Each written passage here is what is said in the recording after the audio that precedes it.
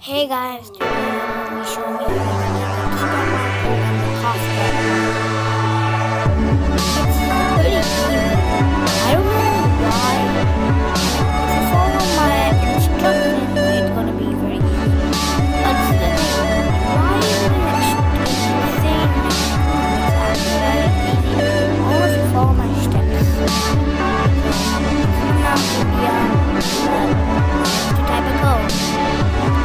Typing code is hard because then you don't know the code. So the different code is fine, but I know the code. So follow me. And then we'll go to I can subscribe. So let's start with teapot marker. Mr. Marker. So you want to type Mr. Marker name. Mr. Marker name.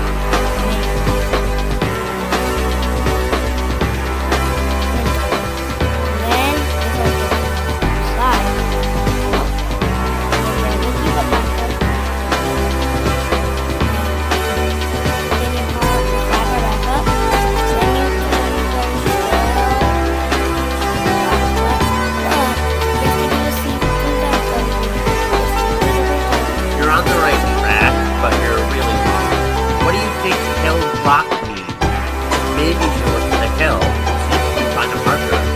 I'd say step on the rock. Yeah, try that.